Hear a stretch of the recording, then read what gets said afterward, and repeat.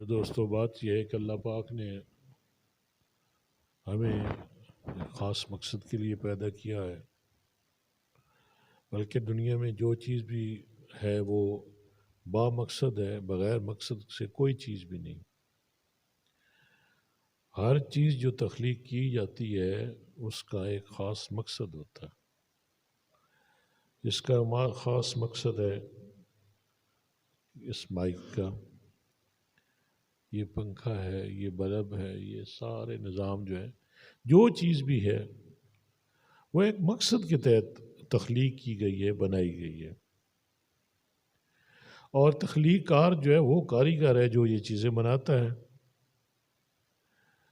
اللہ پاک نے انسان کو بھی بنایا، ایک مقصد دے کر دنیا میں بھیجا اور فرمایا کہ وَمَا خَلَقْتُ الْجِنَّ وَالْإِنسَ إِلَّا لِيَعْبُدُونَ، کہ میں نے انسانوں اور جنوں کو نہیں پیدا کیا مگر اپنی عبادت کے لیے۔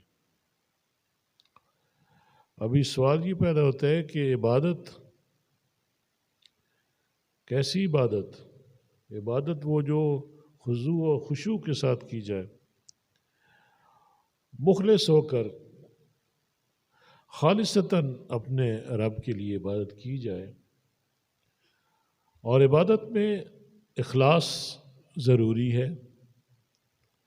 اخلاص کے بغیر عبادت کام کی نہیں ہے۔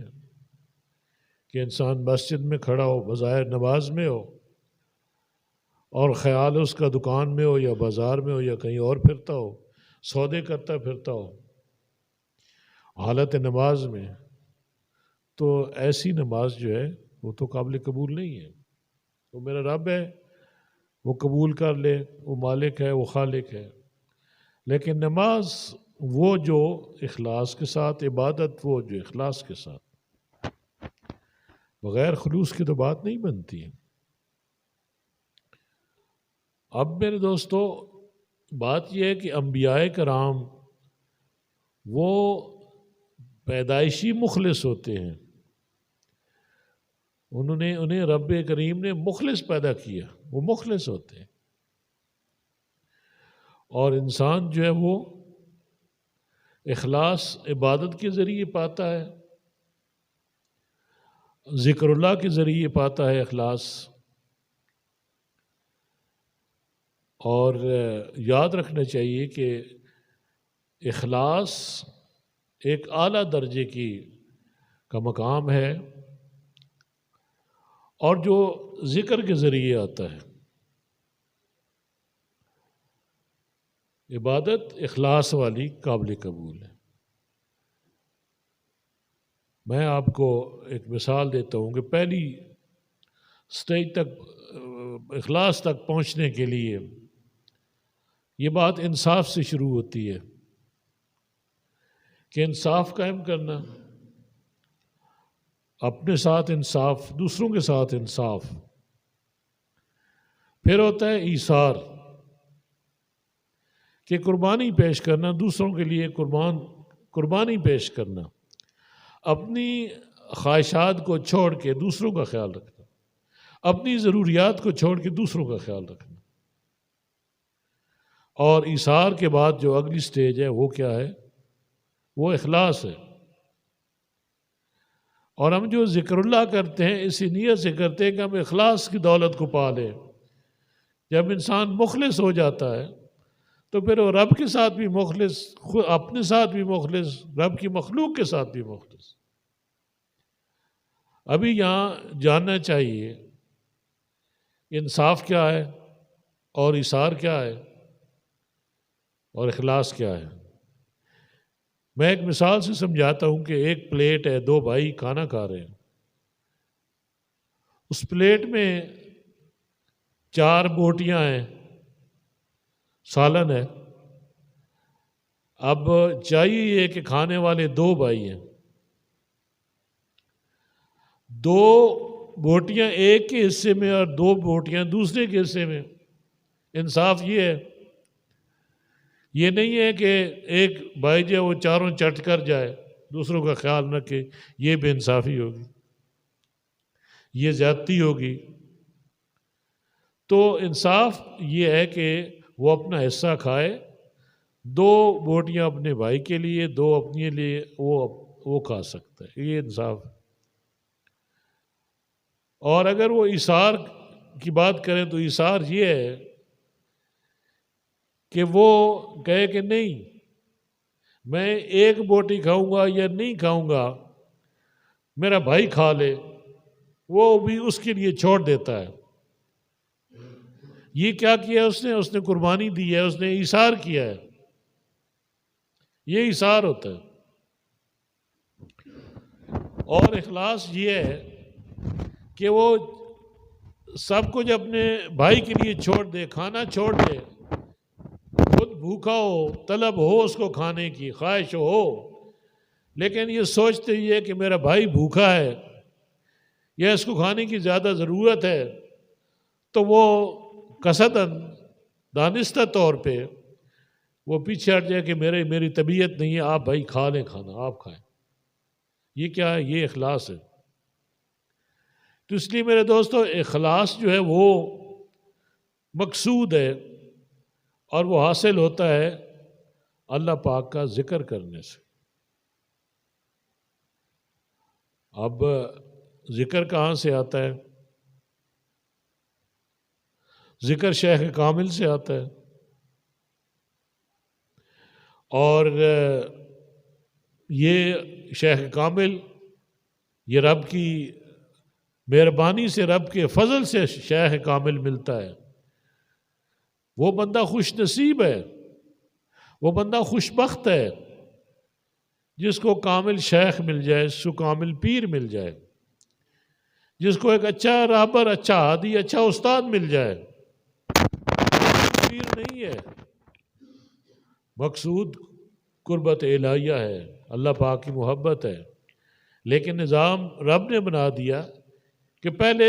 فنافی شیخ ہونا پڑتا ہے، پہلے اپنے شیخ سے محبت کرنی پڑتی ہے، پھر جب محبت کرتے ہوں تو محبت کے تقاضے ہیں، وہ محبت کے تقاضے پورے کرنے پڑتے ہیں۔ جب محبت کے تقاضے پورے ہوں گے تو پھر شیخ کی نظر میں بیٹھ جاتا ہے مرید، وہ نظر سے دل میں چلا جاتا ہے، اور مرشد اس سے محبت کرنے لگتا ہے، اور پھر محبت اسے دیتا ہے۔ یہی وہ فیض ہے جس کی ضرورت ہوتی ہے۔ تو جس وقت مرشد کی نگاہوں میں آ جاتا ہے مرید، تو اس کا معاملہ اور سنجیدہ ہو جاتا ہے، اور وہی نظروں میں آتا ہے جو قابل ہوتا ہے، جو منزل والا ہوتا ہے، جس کے ارادے اونچے ہوتے ہیں، اور جو محنت کرتا ہے، جو تقوی اختیار کرتا ہے، جو اپنے آپ کو شریعت کا پابند کرتا ہے، اس کے رویے بولتے ہیں، اور وہ شیخ کی نظروں میں آ جاتا ہے، تو سمجھو کہ اس کی وہ منزل والا ہے، اس کی منزل بن جاتی ہے، اور پھر وہ محنت کرے، کوشش کرے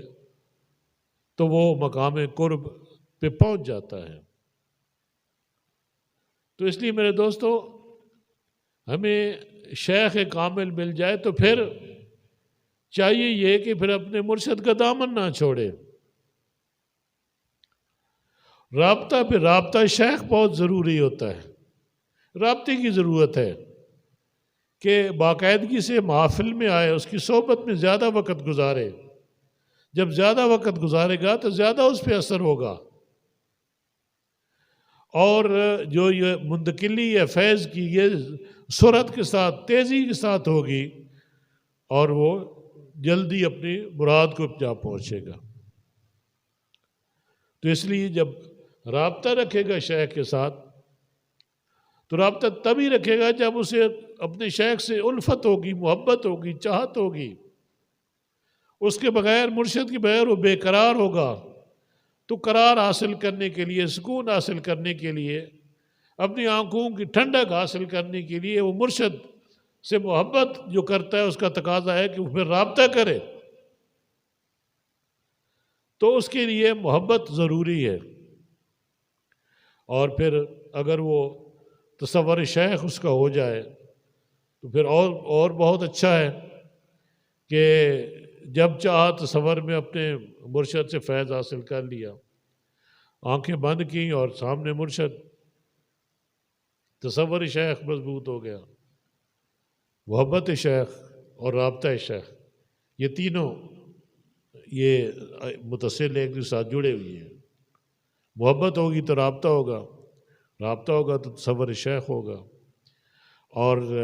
جب رابطہ تیز ہوگا تو ظاہر ہے پھر محبت ملے گی، پھر مرشد کی توجہات اس کو ملنی شروع ہو جائیں گی، نصیب ہو جائیں گی، اور یوں اس کا کام جو ہے وہ آسان ہو جائے گا۔ تو اس لیے میرے دوستو، مقصود تو اللہ ہے، اور ہمارے اندر کی جو صفائی ہے وہ نگاہ مرشد سے ہوتی ہے، ذکر اللہ سے ہوتی ہے، صحبت شیخ سے ہوتی ہے۔ انسان کے اندر برائی بھی موجود ہے، نیکی بھی موجود ہے۔ جاننا چاہیے کہ انسان کے اندر بری خصلتیں، رذائل بھی ہیں اور اوصاف حمیدہ بھی ہے، یہ میرے رب نے رکھ دی ہیں انسان میں۔ جب وہ ذکر لیتا ہے اور ذکر کرتا ہے شوق کے ساتھ، ذوق کے ساتھ، محنت کرتا ہے، تو پھر کیا ہوتا ہے کہ جو بدی کی قوتیں ہیں اس کے اندر وہ کمزور ہونا شروع ہو جاتی ہیں، اور جو اچھی نیکی کی جو قوتیں ہیں، جو اس کے اندر اوصاف حمیدہ ہے، وہ مضبوط ہونا شروع ہو جاتے ہیں، وہ توانا ہونا شروع ہو جاتے ہیں۔ اور یوں جب وہ آگے بڑھتا رہتا ہے، اس پہ ہمیشگی اختیار کرتا ہے اور ذکر میں کوتاہی نہیں کرتا، اپنی نظر اپنی منزل پہ رکھتا ہے اور مرشد کی نگاہوں میں رہتا ہے، تو ایک دن وہ یہ بدی کی قوت اتنی کمزور پڑ جاتی ہیں کہ نیکی کی قوت اس پہ حاوی ہو جاتی ہے، اور نفس جو ہے وہ سدھار پکڑتا ہے اور وہ اس کے ساتھ سیدھا ہو جاتا ہے۔ اب نفس کی بھی اقسام ہیں اور اس کی مختلف قسمیں، بعض جگہ اس کی 6 اقسام ملتی ہیں، بعض جگہ اس کی 7 ملتی ہیں۔ تو یہ بھی ذکر کے ساتھ ساتھ، مرشد کی توجہ کے ساتھ ساتھ، شریعت کی پابندی کے ساتھ ساتھ یہ بھی مار کھاتا ہے، یہ سنورتا ہے، اور اس سے یہ مروب ہوتا ہے، یہ کمزور ہوتا ہے، اور جو روحانی قوت ہے وہ مضبوط ہو جاتی ہے۔ تو یوں جو ہے وہ انسان پھر رب کے خاص بندوں میں شمار ہو جاتا ہے، وہ پھر مقام رضا تک جا پہنچتا ہے، جہاں پہ رب کی رضا اس کی رضا ہوتی ہے، اس کی رضا رب کی رضا ہو جاتی ہے، جہاں پہ اقبال کہتا ہے کہ خود ہی کو کر بلند اتنا کہ ہر تقدیر سے پہلے خدا بندے سے خود پوچھے بتا تیری رضا کیا ہے۔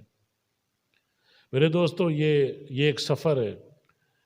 جو ہم نے کامیابی کے ساتھ طے کرنا ہے۔ ہمیں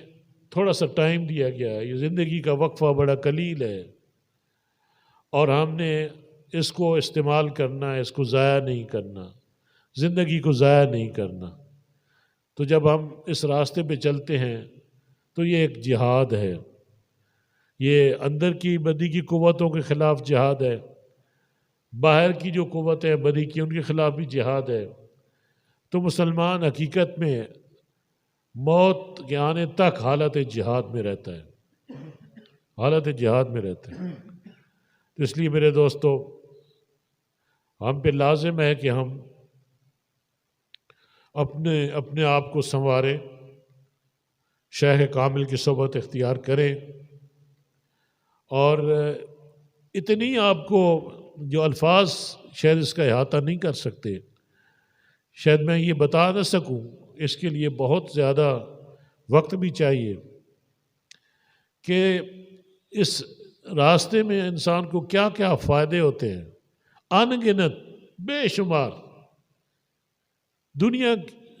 کتنی بڑی ہے، دنیا کے معاملات کتنے گمبھیر ہیں، دنیا بھی سنور جاتی ہے، اور آخرت کے معاملات کتنے لمبے چوڑے اور کتنے وہ ہیں، وہ معاملات بھی آپ کے سنور جاتے ہیں۔ اور پھر آپ کو جو خاص بات ہے، جو بہت ہی خاص بات ہے، جو آپ میں معرفت آتی ہے، پہچان آتی ہے نیکی کی اور برائی کی، جو آپ کو یہ معرفت ملتی ہے، جو اپنی پہچان آتی ہے اور اپنے رب کی پہچان آتی ہے، رب کے حبیب کی پہچان آتی ہے، تو پھر آپ دنیا کو بھی پہچان جاتے ہو، حق اور باطل کو بھی پہچان جاتے ہو۔ پھر یہاں پہ اگر آدمی پہچان ہو جائے، پھر حق کے ساتھ کھڑا ہو جائے، پھر جتنی بھی رکاوٹیں آئیں، جتنے بھی مسائل اسے درپیش ہوں، اس میں وہ کبھی ڈگمگائے نہیں، بلکہ استقامت کا پہاڑ بن کر جرأت کے ساتھ، بہادری کے ساتھ وہ آگے بڑھتا رہے، اور تا وقت ہے کہ اس کی زندگی تمام ہو جائے۔ یہ مسلمان کی زندگی ہے۔ جو اس سے ہٹ کے عیش و عشرت میں پڑ جاتا ہے، دنیا کی لذات میں پڑ جاتا ہے، عیش پرستی اور سہولیات کے پیچھے پڑتا ہے، دنیا کو اپنا مقصود بنا لیتا ہے، دنیا کی خواہشات کے پیچھے پاگل ہو جاتا ہے، تو وہ اپنی آخرت برباد کر دیتا ہے۔ وہ دنیا میں بھی رسوا ہوتا ہے، دنیا میں بھی پریشان ہوتا ہے، اور اپنی آخرت بھی برباد کر بیٹھتا ہے۔ اس لیے ہم بہت سارے ہیں مسلمان، کلمہ بھی پڑھتے ہیں، اور بعض لوگ جو ہے سمجھ کے بھی ناسمجھ بن جاتے ہیں، اور ساتھ کس کا دیتے ہیں؟ باطل کا، جھوٹ کا، ظالم کا، بے ایمان کا۔ تو جو جس کا ساتھ دے گا وہ اسی کے ساتھ ہوگا، جو دنیا میں جس کے ساتھ کھڑا ہے آخرت میں بھی اسی کے ساتھ ہوگا۔ جو آج عمران خان کے ساتھ کھڑا ہے، جو آخرت میں معاملات ہیں اس میں بھی وہ نہیں کہ اسی کے ساتھ ہوگا، اور جو خادم حسین رضوی رحمۃ اللہ علیہ آپ کے ساتھ کھڑا ہے تو اس کا انجام بھی آپ کے ساتھ ہوگا، اور آپ کی آخرت میں اسی کے ساتھ ہوگا۔ اس لیے میرے دوستوں، میں پہلے عرض کر رہا تھا کہ ہماری ایک تو ہوتی ہے، میں نے عرض کیا کہ برائی یا تباہی کے دہانے پہ پہنچ جانا۔ ہم دہانے سے آگے ہی پہنچ چکے ہیں،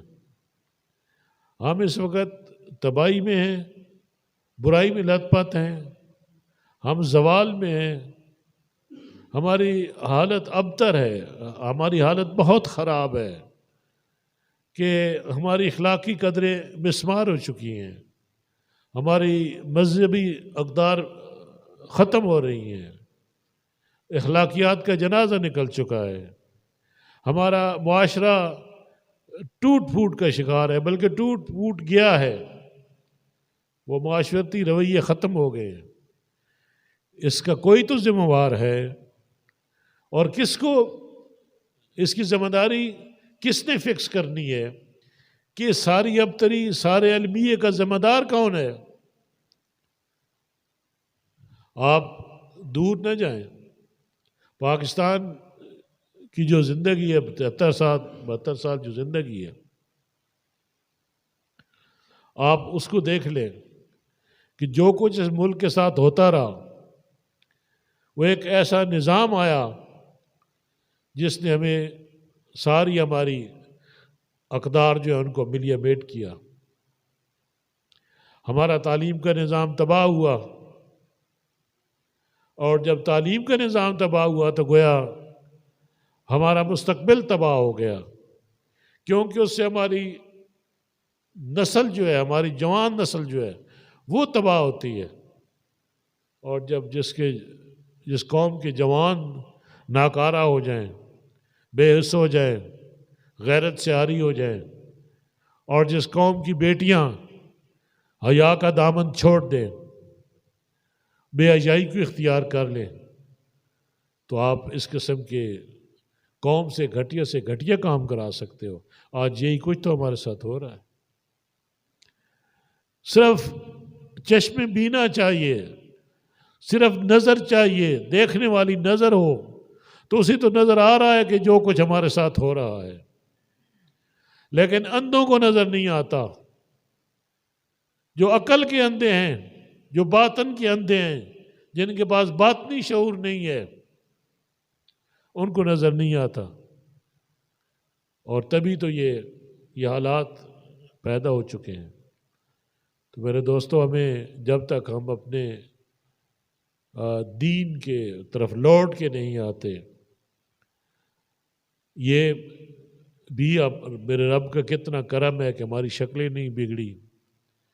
ہمارے کرتوت تو بہت خراب ہیں، اس میں کوئی شک نہیں، اور یہ صدقہ دونوں جہانوں کے سردار کا کہ آپ کی ہماری امتیں نہیں، آپ کی امت کی شکلیں نہیں بگڑی، ورنہ اندر سے کوئی دیکھنے والا ہو تو دیکھ سکتا ہے، جو باطن کی جس کے پاس آنکھ ہے، باطنی آنکھ جس کی منور ہے، روشن ہے، وہ تو اس معاشرے کو دیکھ سکتا ہے، وہ تو دیکھتا ہے کہ دائیں ہر طرف بھیڑیے پھرتے ہیں، جانور پھرتے ہیں، انسان نظر ہی نہیں آتے۔ تو یہ ہمارا المیہ ہو چکا ہے میرے دوستوں، اور ہم اپنے آپ کو بھی بچائیں، اپنی نسل کو بچائیں، اپنے ملک کو بچائیں، اپنے معاشرے کو بچائیں۔ اگر ہم ان لوگوں کے پیچھے پڑے رہیں، اب آپ کے سامنے قیادت جو ہے وہ ریاست کو چلاتی ہے، جو طاقت کے مراکز ہیں، جو ریاست کے ستون ہیں طاقت کے، جب وہی کمزور ہو جائیں تو پیچھے کیا بچتا ہے؟ آج ہمارے ریاست پہ، اداروں پہ حملے ہو رہے ہیں، اور ہمارے وہ لوگ جو ناعاقبت اندیش ہیں، جو مستقبل پہ نظر نہیں رکھتے، جو بربادی انہیں سمجھ نہیں آ رہی کہ ہم کتنی بربادی پھیلا رہے ہیں، بعض اپنی انا کی خاطر، بعض اپنی ذات کی خاطر، بعض اپنی مفادات کی خاطر، بعض اپنے آپ کو بچانے کے لیے کہ اگر اس ملک میں شریعت نافذ ہوتی ہے، میں مسجد میں بیٹھ کے بات کر رہا ہوں، اگر اس ملک میں شریعت کا نفاذ ہوتا ہے، یہ سارے نہ صرف جیلوں میں ہوں گے بلکہ ان کے لاشیں جو ہیں وہ چوکوں میں لٹکتے ہوئے ہوں گے، جو کچھ انہوں نے اس ملک کے ساتھ کیا ہے۔ انہوں نے اتنی بڑی بڑی غداری اس ملک کے ساتھ کی ہے جس کے لیے معافی کی کوئی گنجائش نہیں ہے۔ ہم انصاف کو تڑپتے ہیں، ہم نے تو اب قریب سے دیکھا ہے، ہم پہ جھوٹے مقدمات ہیں، ہم عدالتوں کے چکر لگاتے ہیں، ہر دفعہ جاتے ہیں، کبھی جج صاحب نہیں آئے، کبھی جج صاحب بیمار ہیں، کبھی جج صاحب چھٹی پہ ہیں، کبھی وکیل صاحب نہیں آ رہے، کبھی کوئی نہیں آ رہا، اور جا کر ہزاروں خرچ کر کے بھی جیسے ہم کوئی ڈھور ہیں، کوئی ڈنگر ہیں،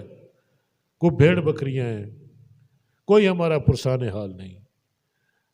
جھوٹے مقدمات ہیں، ہم ثابت کر سکتے ہیں کہ سب جھوٹ ہے، اور انصاف دینے والوں کو بھی پتہ ہے یہ سب جھوٹ ہے، لیکن پھر بھی وہ درست فیصلے نہیں دیتے، انصاف نہیں کرتے، نہ ان میں غیرت ہے، نہ ان میں ایمان ہے، نہ ان میں بصیرت ہے۔ اس لیے ہم جائیں تو کہاں جائیں؟ ہم اپنی فریاد اپنے رب سے کر سکتے ہیں کہ رب کریم پاکستان پہ رحم فرما، ان ظالموں کو کیفر کردار تک پہنچا، اور کوئی نیک صالح قیادت سامنے آئے اور تحریک لبیک پاکستان کو اللہ پاک اتنی ہمت اور جرت دے کہ یہ اس ملک میں حقیقی معنوں میں اسلام نافذ کر سکیں، شریعت کا نفاذ کر سکیں، اور اس ملک کو ان موجودہ حالات سے نکال سکیں۔ اللہ پاک سے دعا ہے اللہ پاک ہمیں حق کہنے اور اس پہ عمل کرنے کی توفیق عطا فرمائے۔ وما علینا الا البلاغ۔